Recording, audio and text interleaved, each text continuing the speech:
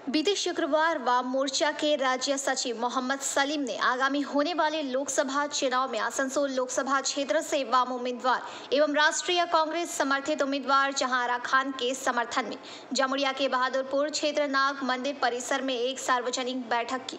तृणमूल कांग्रेस और भाजपा पार्टी भाषा, धर्म, जाति और पद की राजनीति कर रहे हैं। इस राजनीति से वोट मांग रहे हैं, बल्कि राज्य के लड़कों और लड़कियों के सपनों को लूट कर उनके भविष्य खराब कर रहे हैं। इसलिए वाम समर्थित कांग्रेस चाहती है कि चुनाव शांतिपूर्ण भारी मतों से जिताने की अपील की। वे ये दोनों राजनीतिक दल देश की बेरोजगारी के बारे में भी कभी नहीं सोचती है।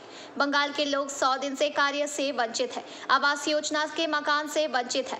बंगाल के पढ़े लिखे युवा नौकरी के लिए धरने पर बैठ रहे हैं, तो बंगाल का विकास कहाँ है?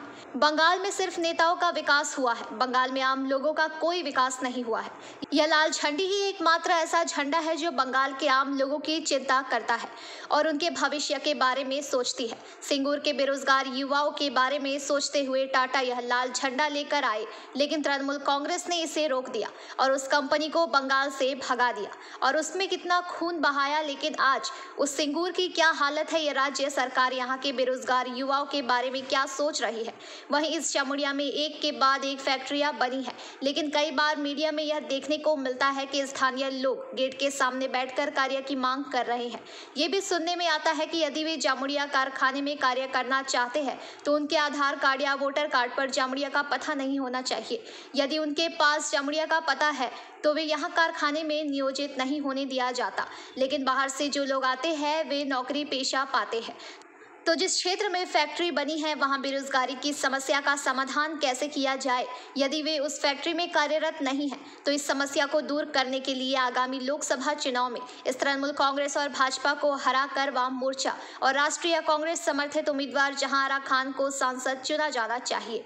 आज की इन जनसभा में मोहम्मद सलीम के अलावा आभास रॉय चौधरी, आयशी घोष प्रत्याशी जहांआरा खान, जिला सचिव गौरंगो चैटर्जी, एरिया कमेटी सचिव मनोज दत्ता, सुकुमार सुंगई सहित मौके पर सीपीआईएम कांग्रेस समर्थक मौजूद थे। বিরুদ্ধে লড়াই করে স্বাধীনতা পেয়ে সংবিধানের ভিত্তিতে একটা শাসন ব্যবস্থা তৈরি করেছি, সেটা থাকবে কিনা সেটাই বড় ঠিক হবে। আর এই জন্য এটা গুরুত্বপূর্ণ। অনেকে বলছে কংগ্রেস সব একসঙ্গে কেন হলো, বিজেপিরও বসা হয়েছে, তৃণমূলের বসা হয়েছে। আচ্ছা, যদি কোনো আগুন লাগে সেই আগুন নেভানোর জন্য কি হয়? ফায়ার ব্রিগেড তো অনেক পরে আসে, পুলিশ আরও পরে আসে। এ হিন্দিভাষী, এ বাংলাভাষী, এ বিহারি, এ বাঙালি, এ উর্দুভাষী, বলেছে হিন্দু, এ মুসলমান, এ মন্দিরে যায়, এ মসজিদে যায়, এ গির্জায় যায়, এ গুরুদ্বারে যায়। দুটো দোকান পাশাপাশি একই বাজারে, একই টোটোতে টুকটুকিতে করে আমরা যাতায়াত করি, একে অপরের গায়ে ঘাম লাগে, কিন্তু তাদেরকে হিন্দু আর মুসলমানের নামে, বাঙালি আর বিহারের নামে ভাগ করেছে। মানুষ বুঝে গেল না কে হিন্দিভাষী, কে বাংলাভাষী, কে হিন্দু, কে মুসলমান, কিন্তু এখনো পর্যন্ত বাংলা মানুষ বুঝল না কে বিজেপি আর কে তৃণমূল। এবেলা বিজেপি হয়, ওবেলা তৃণমূল হয়, ওবেলা তৃণমূল হয়, এবেলা বিজেপি হয়। বিধানসভা ভোটে বিজেপি হয় লড়ে, পার্লামেন্টে ভোটে তৃণমূলের হয়ে যায়, তৃণমূলের হয়ে বিধানসভা লড়ে, পার্লামেন্টে গিয়ে বিজেপি হয়ে যায়। কেন হয়? কারণ একটা দল থেকে চুরি করে রং পাল্টে নিয়ে আবার অন্য দলে ফিরে যায়।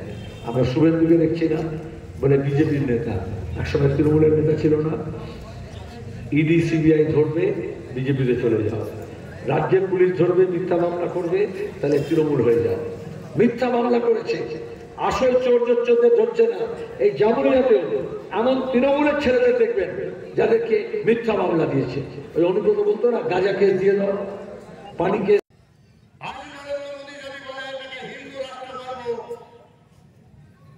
আপনারা মেনে নেবেন? কখনোই না। আপনারা জানেন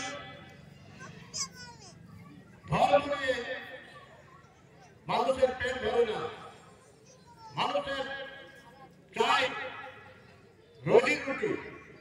ভগবান দুটো হাত দিয়েছে, পা দিয়েছে, ওই হাত থেকে ভিক্ষা করার জন্য নয়, খাটার জন্য। তাই বামফ্রন্টের সহযোগিতায় ডক্টর মনমোহন সিং প্রধানমন্ত্রী ছিলেন।